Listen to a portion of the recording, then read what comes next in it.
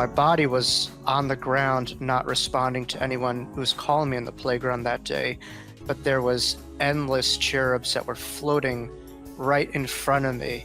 And I can't tell you how beautiful they looked, and literally they were right in front of me. And it's like we have this physical reality, but if you just tune up the dial just a little bit, we have all of these angels just all over and around us. And so that's really what I saw. And the cherubs that I saw didn't seem to really have a separate identity from one another. They didn't seem to have a sense of self.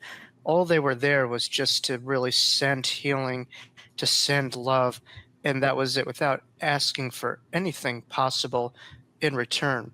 So it was remarkable to see what they embodied, and to me, that was something that always lasts with me. Is when I think of God, what do I think of? I think of the eternal giver of life without ever asking for anything in return. The two biggest questions from my perspective in life: why are we here, and what happens after we die? Well, we examine near-death experiencers' accounts from all over the world, men and women, and their fascinating trips across the veil. We appreciate you joining us here on the channel, and don't forget, when you're done, if you wouldn't mind, to like, share, and subscribe, and leave us your comments.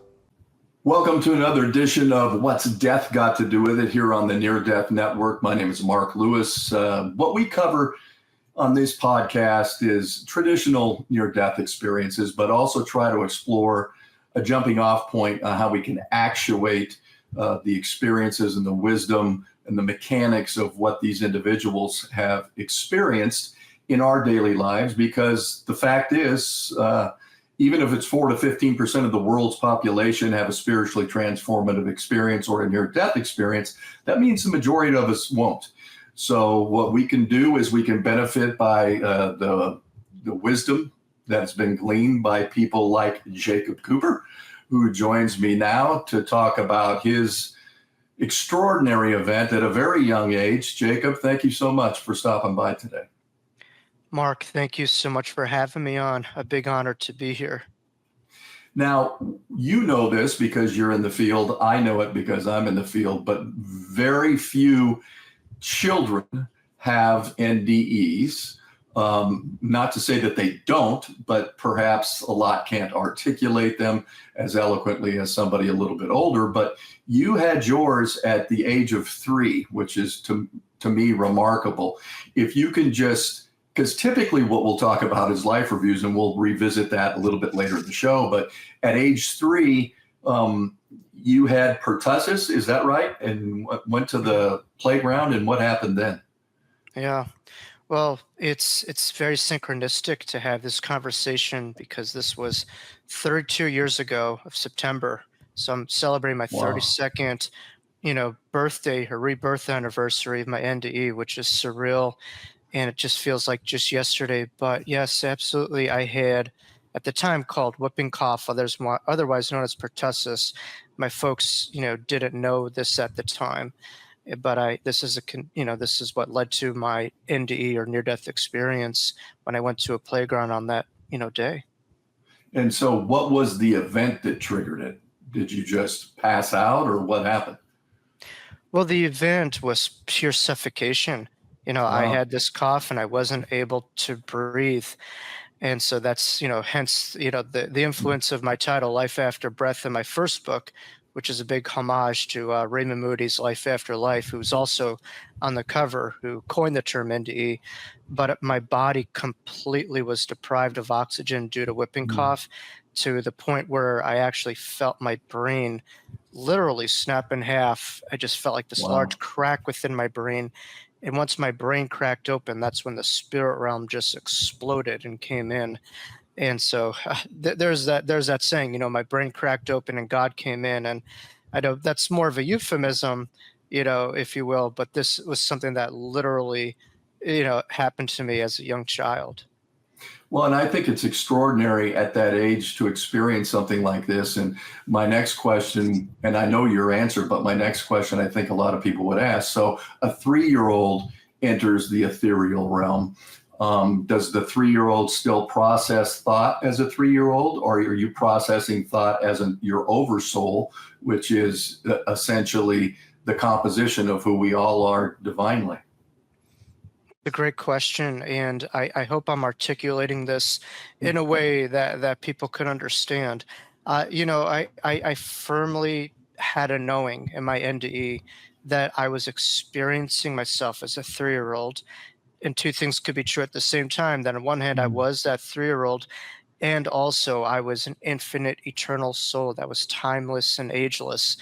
And so that was the aspect that I was really fully experiencing myself. But I firmly believe none of us are the totality of our chronological age. I think that's just a temporary experience.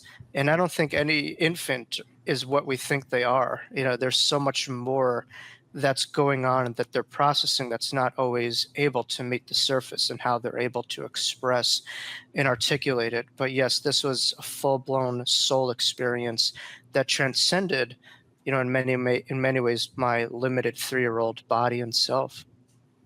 So the traditional experience, if you will, the light, the tunnel, dead relatives, the archetypes of whatever religious group you grew up with, whether it's Buddha or Jesus, or you're an Aborigine in New Zealand, you'll meet deity somehow. Did you encounter that, or was yours presented to you differently? I'm laughing because I did meet something that was traditionally, I would say, there's symmetry with myself and this person in my own religion, but it certainly wasn't taught to me at that age. Bear in mind, very little was taught to me on a religious basis at 3 years old. I was still very young. Why I'm laughing is I grew up, in a what's called a more of a religious Orthodox home, and so encountering a lot of things that I did certainly are expressed biblically, but they weren't something that were ever taught to myself. And one of the parts of my NDE that certainly wasn't referenced in my upbringing was encounter of what's called Christ consciousness, which goes beyond Jesus, itself or himself. It was more of this infinite awareness of what is always in Christ consciousness is in us all. Is that, as Jesus says, the kingdom of heaven in me is in you too. But to me, it was a very familiar element of the other side and something that was quite comforting to really ease a lot of the distress that I had in those moments of suffocation, and then that quick juxtaposition to have incredible euphoria and elation in the heavenly realm. And you encountered cherubs, correct? Yes, there was, my body was on the ground, not responding to anyone who was calling me in the playground that day, but there was endless cherubs that were floating right in front of me. And I can't tell you how beautiful they looked. And literally, they were right in front of me. And it's like we have this physical reality, but if you just tune up the dial just a little bit, we have all of these angels just all over and around us. And so that's really what I saw. And the cherubs that I saw didn't seem to really have a separate identity from one another. They didn't seem to have a sense of self. All they were there was just to really send healing, to send love, and that was it, without asking for anything possible in return. So it was remarkable to see what they embodied, and uh, to me, that was something that always lasts with me. Is when I think of God, what do I think of? I think of the eternal giver of life without ever asking for anything in return in many ways, but just for people to experience the loving force that is who we all are. So was there anything conversationally imparted to you, or was it more of a feeling that you got from them? It was more of a feeling. I mean, certainly I could hear their sounds and their frequencies, but on the other side, it's not as conversational. It's more through, kind of feeling and, telepathic energy, if you will. It goes beyond words. This reality, that's our form of communication, but it's more of a clear, undeniable energy that's sent, that you feel. And there's no filters that we have. It's just clear and concise, like there's no processing of anything. It's just There's no gray very area. there's a lot of undeniable transparency over there, but you can't fool the other side. There's no politicians or smooth talking. It's just kind of, this is what it is, and there's it's kind of like an x-ray of your soul, and it's very much a vulnerability in some ways, but also addressed in a very comfortable, warm, and inviting way. Oftentimes, in again the traditional archetype of the NDE, you're either given the opportunity to stay or you're told to go back. Did you have any of those types of interactions? And if so, how did that manifest? Yeah, that's a great point. I would say the vast majority, I would, based on research, the last article that I looked at, it's around 60 to 70% of NDErs are told that it's not their time, that there's other things to work on, karmically. But for myself, for whatever reason, I didn't have that position. There was autonomy. I was given a choice as to what I would do. And that was a very difficult decision, because to turn down, the heavenly realm was Right. very, very difficult. And I simply just asked, if I am to stay over there, why did I come here? What is my life going to look like? What is my body going to look like? There's all this kind of like, we're sports guys, but it felt like there was plays left on the field, so to speak, and just kind of curiosity how the game would unfold if I stayed, on the field. And so I was just shown a lot of different images that went beyond this life, but also included past lives. Some would call, as you mentioned or alluded to that, as a life review. A lot of these images I was able to really feel through the eyes of another.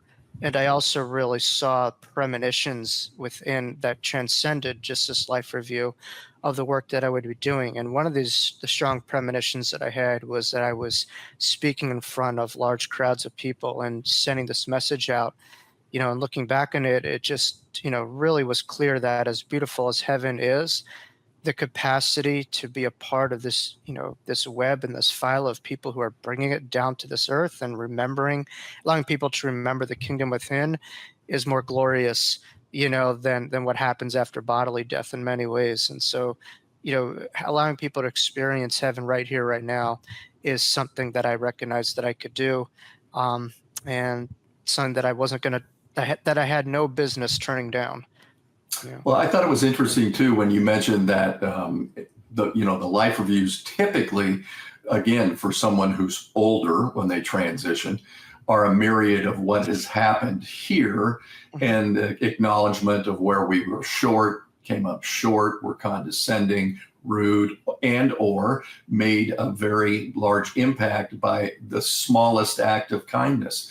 You had a really interesting perspective on how you articulated your life review based on the chronology of your soul, basically, and all the impact that you've had in what we would characterize as previous lifetimes, and the continuum of your soul. Can you delineate that a little bit?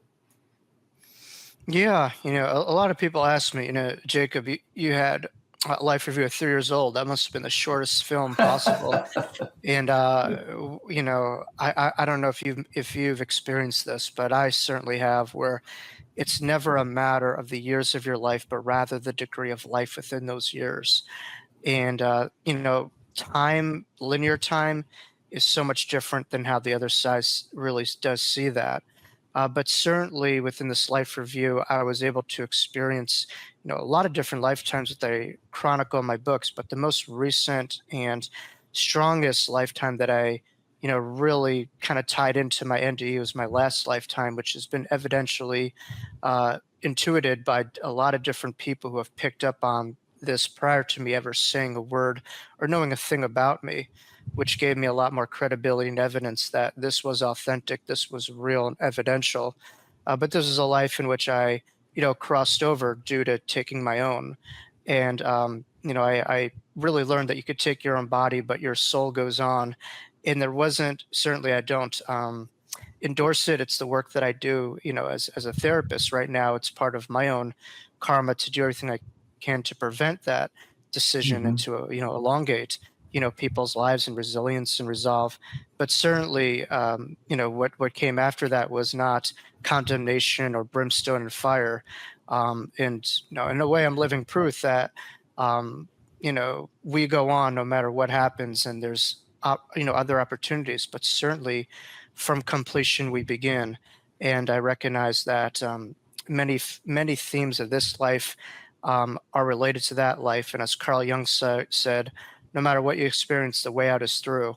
And so you'll experience a lot of parallels with, whatever karmic ties you had truly strengthen the Dharma, which is the growth and the meaning and the purpose behind the story, so that you're not necessarily defined by the story of pain, but rather a story of growth and really helping out the world around you from your own personalized experiences and trials and tribulations. But I was able to experience the connectivity that I had to a lot of those people in that lifetime, and just, how they were still a part of, my journey with me. And it was very emotional, certainly, and very moving to be a part of that. But essentially, when I look back in it and when I had my NDE, the same type of feeling happened to me where my back felt was against the wall and there was no hope, there was nothing to hold on to. And I felt this degree of pain that I just couldn't stop. And that's when, I decided to do what I do. And most people, when they make that decision, it's not to end their life, but rather to end the pain. And that's really what I felt.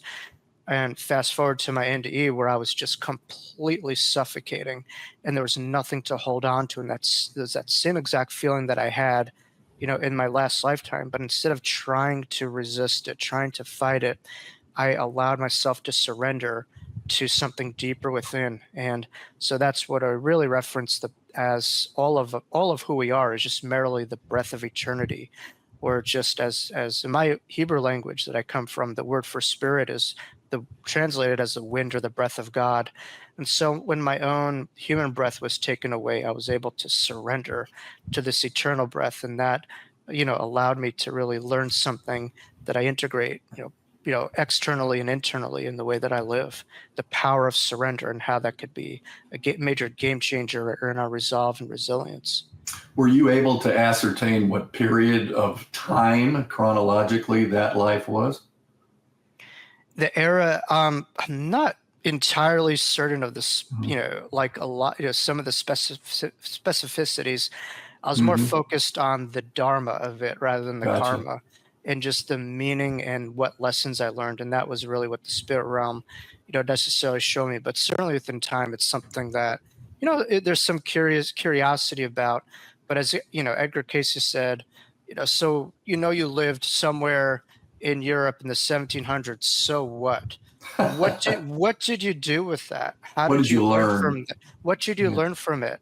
And that's really the work that I emphasize. Is there's almost a degree of curiosity, and everyone wants to be Cleopatra. And I often have to ask, which one were you? There are about Right. 6 or 7 of them. Most people had, very kind of what you would view as regular lives, with a pitchfork in your hand and working the field or in battle. Exactly. But the biggest thing that we could have is to really recognize what were the lessons, the parallels, and the points of healing that we could integrate in our lives today. And just because you had other lifetimes does not discount the life that you have in front of you. You could only be Mark Lewis as you know it in this life. I can only be Jacob Cooper as I know it in this life. So that's the most important room to be present in, rather than evading this room or just kind of pursuing other avenues of existences. Yeah, I think you're right. I mean, grandiosity is one of the things that people say, oh, I was Hermes, or I was, like you said, Cleopatra.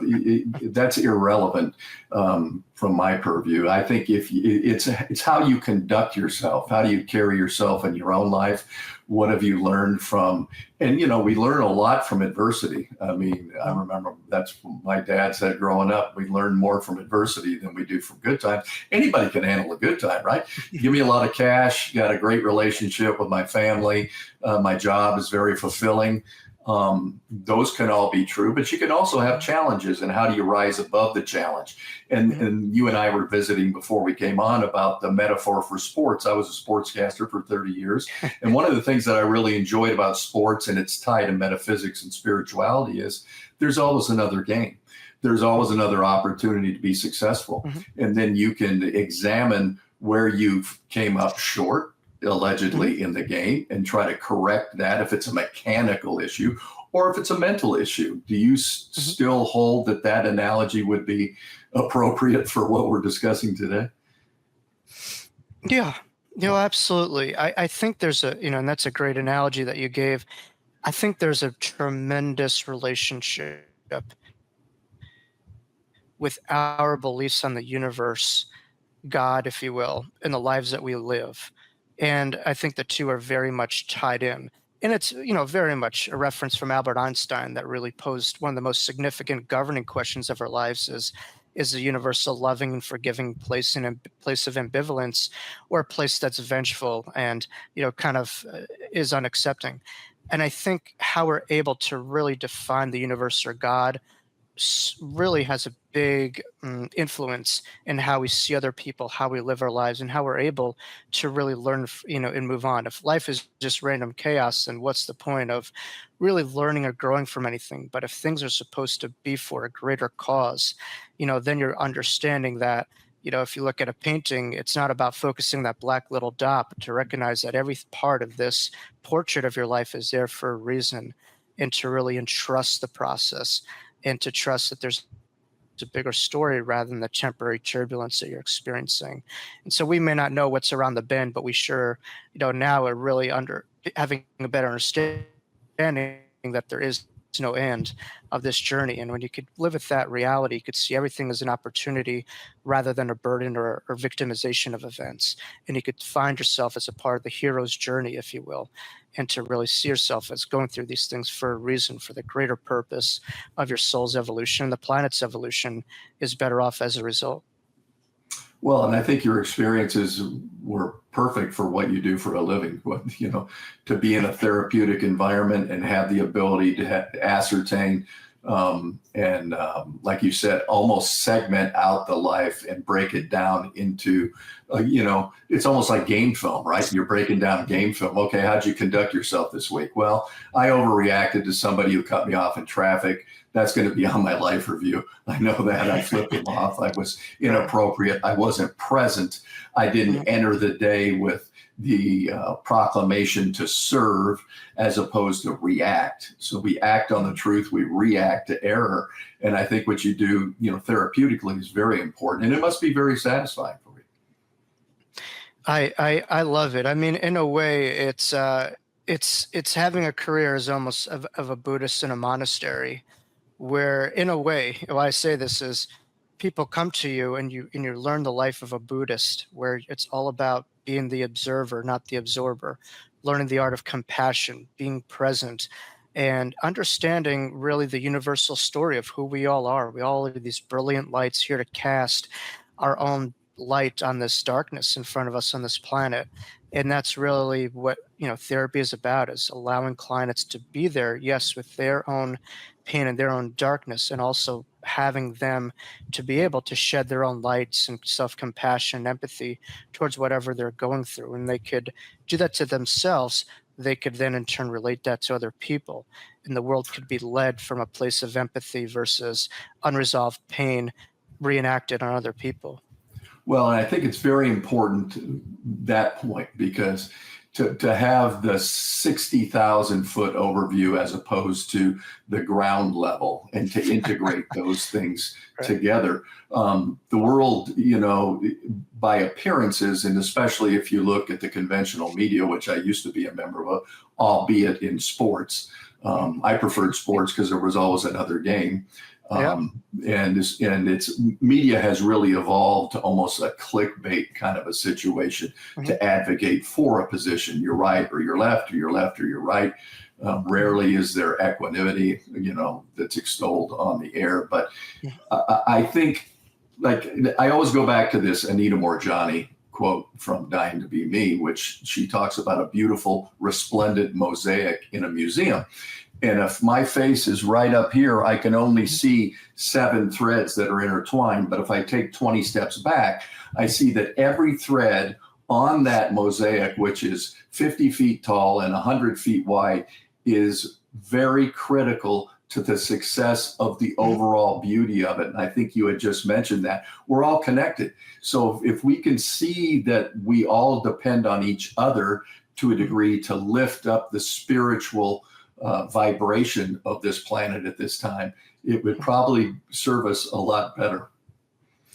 Oh my God, and that's where NDEs really tie into play to really understand um, who we are. We're spiritual beings, and it really leans into I would say how integrated we all are, interconnected rather we all are in many ways, and we have similar journeys, but we all go to the same God, if you will. And God doesn't care if you're a Buddhist, if you're this, if you're that. You have people who have NDEs who are traditional atheists and see different things. So we're all accepted by God, and that really tied into what the allegory that I had at the playground. And I just asked myself, why was it a playground? And I really think that was God's messaging of really trying to tell humanity that we're all eternal children in the playground of God, here as our brothers and sisters keeper. And that's really why we're here. We're here to enjoy, to have fun, to celebrate Mhm. life, but also understanding that we're only successful until each person, is integrated in this world. And, the human experience and spirituality is a participation sport. Requires everyone to be a part of this. And it requires us to really roll up our sleeves and to reach, the most difficult crevices of the planet. And so that's really what this work is about. And so it's not just for some and not for all. It's really, it's no soul left behind, as they say, so. Absolutely. And I want to get your take on just the fact that right now, it seems like so many people are so forlorn and just, and it seems to be pretty much a split, right? You're either left or right, and you have these Yeah. ideas based on perhaps, what happened to Charlie Kirk. It was just terrible, but you could still editorially not agree with his posture. Hmm. And that's how he promoted himself, was essentially put himself out, Hmm. to take the questions, albeit, again, he's a debater. So he had an advantage in that regard. But I don't think you can ever sanction what happened, the act, but you certainly should have the liberty and the latitude to be able to say, well, I'm not really down with everything that he was talking about. Absolutely. It really goes against the phyla of American democracy, which is really leaning into settling scores through words and not through violence. And so, what happened there was really an assault on the American democratic process, which is really about, settling differences through words. And certainly he, postured himself as a free speech guy, but, that was kind of debatable as well. But you're right, going around college campuses and really engaging, in debate. But so, you could disagree with the value systems, and certainly there wasn't too many points that I agree with, but you have to agree with compassion and empathy that this was tragic and this was still a human being and this was a father, this was a husband, and we have to get back to that. I think we're politicizing even death itself or tragedy itself, and that's Mhm. a tragedy within itself. And so I think right now we're being driven by a highly politicized world instead of being driven by a spiritual, interconnected world. And they think that's the problem. And we become one big gang, if you will. And if something doesn't directly affect your party, you don't care. Yeah, but, we are all souls here. And, so sometimes the human story may overtake some of the spiritual story. And that's unfortunate. But I made a post the other day that said, there is a much bigger story that we're all a part of than this divided world. And if more people tune into NDEs and start to remember who they are, they could start to again get out of this amnesic state to remember who we are, that we are not of this, we are not of that. At the end of the day, we're all, on the same team, despite some of the temporary jerseys that people may have that would cause, a degree of separation. And so It's unfortunate. A lot of, again, this relationship of information, how it leads to beliefs and how it leads to so much behaviors, and especially now with social media amplifications, everything accessed on our phone, it will give you like a real algorithm of what you focus on. And so I think right now is really a war of information, getting the Yeah. right information. But intellectualization in itself is not enough. It has to be embodied. It has to be expressed through the heart. And if we're able to do that, wow, that could really lead to a lot of change. But that's really what NDEs emphasizes. We're not this body or this shell that we see ourselves as. It's that interconnectivity that we all have. And if we're able to do that, we're stopping to really just see ourselves as these small bodies and start to see this bigger file that we're all a part of. But unfortunately, there's a lot of widespread disinformation that leads to separation and then leads to divides, wars, and othering people. And that leads to, as we saw unfortunate around a week ago, the tragic, death of Charlie Kirk, taken from us, way too soon in a very tragic, gruesome manner. Well, I think again back to Anita Morjani's illustration, if we could really, excuse me, visualize ourselves as a thread in the overall mosaic of the universe, and that we're all connected, and I'm dependent on you, and you're dependent on your neighbor, and we're all dependent on one another to collectively raise the vibration of this planet. I think if we can get into that mindset, then I think we'll all be served better. I'm interested on another point. There is a percentage of NDEs that are characterized as hellish. What is your take on that? And then I'll let you know what I think. That's a great question, Mark. From someone who experienced, the NDE, I can only speak to what I had myself. There wasn't, once it was a full-blown experience and I crossed over, it certainly was not hellish. Suffocating certainly was. I mean, that was really the scariest, most traumatic moment of my life, to say the least. My viewpoint, though, is I don't believe it's a full-blown experience. I don't think that people fully cross over into their light. I do believe that it's, if you will, kind of like this incubational limbo state that people are in which they experience these types of hellish realities. And sometimes it's a form of, delusions or psychosis and stuff, if you will, but it's not entering the light. I think Anita really said this best, that if you enter the light, there's no room for darkness. You're in that light. So I don't think that people fully crossed over into the light. I do think, though, that it could be, very dangerous because, again, fear does sell. And so that you're seeing a lot more people curious or interested in these hellish experiences because, that's just the nature of the mind. And I just wonder the validity of some of these things because it seems to be a lot more clickbait than anything else. Some people may have this. I'm not going to disvalidate it, but there seems to be more people running to those things than to really embracing authentic, evidential near-death experiences. And so, well, I think it's what your definition, your characterization of hell is. So if you're an Orthodox evangelical, perhaps that's what you believe, there is a heaven and hell. And that's certainly, you're right. But so if your mind feels that and you feel like you are less than in this life, then you may literally sentence yourself to the underworld until you're extricated by the light, because the light overcomes the darkness, right? So typically, it's at least been my experience in the ones that I've reviewed, as the individuals who even experience that hellish experience are ultimately, they rise up to the light, embrace the light, and then that becomes their reality.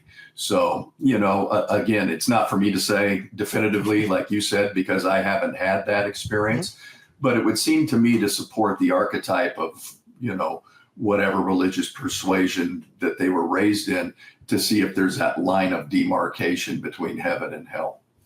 Yeah. And the fascinating element about NDEs, that I'm blown away by, that, a lot of people have these NDEs, what they experience in many ways has nothing to do with their actual beliefs. I know there's a colleague of mine named Nancy Rhines who was an atheist prior to her Yes. NDE, and all of a sudden she saw things that currently she wasn't leaning into or believed in at all. Or people like, Dr. Eben Alexander, who was this big neurosurgeon, not this Right. big kind of mystical guy. So, NDEs are, could be really different in their presentation than when someone's beliefs are. And they really open you up to so much more than what you're holding on to in this window of your own reality at the time. But I think in terms of hellish NDEs, it's a part of the hero's journey. And sometimes people, I think the closest thing to hell is experiencing our shadow and our darkness, and that could be over here. And I think sometimes it's people experiencing, some of the damage that they did, but really it's about the hero's journey and the way out is through and learning to forgive themselves. But I always say, if it ain't love, it's not God, if you will. Mhm. How could we be more loving and more evolved and more forgiving than an infinite source of love? And so I don't think people really fully engage or cross over and encounter the divine, but I do think it's a way of a healing process and getting rid of some of the muck that might have happened in order to be a part of that hero's journey to really ascend to the light and to cross over. Final question, and we ask everyone here when they appear with us on this podcast, what's death got to do with it? What does death have to do with it? I mean, what are the salient points that you can give to those of us who have not experienced what you have that we can integrate into our daily lives to make them more joyous and navigable? And then secondly, how can people get a hold of you if they want to, examine your work further, your books, etc.? Yeah, that's a great question. From a near-death experiencer, I think death can answer some of the biggest questions, such as who am I, why am I here, where do I come from, where am I going? In my NDE, those are very clear that who you are is a spiritual being. Where am I going? Certainly there's a blueprint and a plan for all of us, but obviously we have free will. Who created us, God. Where am I going? A beautiful place. Do I have to die to get to that place? No, I could experience that right here, right now. And so I think it really can help out a lot of people who may find a lot of disorder in their lives to find that life has order, life does have meaning, and there's a greater purpose behind, some of the things that we go through in this reality. So it could be a great supportive aid, navigational, system, if you will, and to really understand like who's driving this car. Is it fears or is it faith or is it the spirit that's really, driving the car? And if it's the spirit, that's a beautiful place to be in.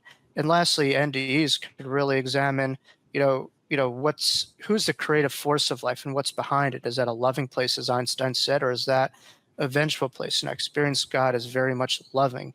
And if you could believe in an all-loving God and a God that loves all, hopefully you could also learn to embody it. A lot of people want to intellectualize God, but I think really to know God, we come here to really embody it. And that's through service and really, as I say, high tides, what's it called? High tides rises all boats, right? So we came here to Correct. really elevate the people around us. So it speaks to the universal story that we're all here as our brothers and sisters keeper to make this world a better place. So death has everything to do with it, and it really can inform how we live. And once you recognize that you can't die, as NDE's experience, you recognize that you could only live, but that becomes a degree of choice to live while we live. And I think people can do that through finding joy, finding their enthusiasm, which ultimately enthusiasm is the inner spirit in theos, which means the inner divine. And when you're finding things that you enjoy, that's your connection to spirit. And to answer your question, where people could find me, well, I'm still on planet Earth. I'm still alive on this body. I live out here in New York, Long Island to be specific, not too far from where Billy Joel grew up and Jerry Seinfeld. I live Nice. actually in the same town as Jerry Seinfeld over here, but they could find me through jacoblcooper.com. That's jacoblcooper.com. You could also check out my two books, Life After Breath and The Wisdom of Jacob's Ladder. And I'm on social media, as hopefully most people are on these days, because that's just a great way to create community and to set intentionality of the world that you want to live in, and to create healing and inspiration to as many people as you can. Well, I certainly appreciate you taking the time to have this discussion because I think collectively these discussions, each individual brings their own unique characteristics to what we talk about, but essentially it is what you said. It is about love. It is a higher power. And I really think you hit on something, a nexus point, which is service. You know, you never feel bad when you're of service. If you're helping someone, even if it's a neighbor, pull out her trash can because she doesn't have the opportunity because of some debilitating injury, then those things get chronicled. They're all events in our lives that aggregate to present who we are as a spiritual being. So many thanks for you showing up today. And I hope your Mets keep losing so the Diamondbacks can overtake them and get in the wild card. Well, I don't think you have to hope. They don't need much help. They seem to lose on their own, but I'll take it. Yeah. All right, Jacob. Thank you so much. Thank Look you, forward Mark. to talking to you again. Take Thank care. you.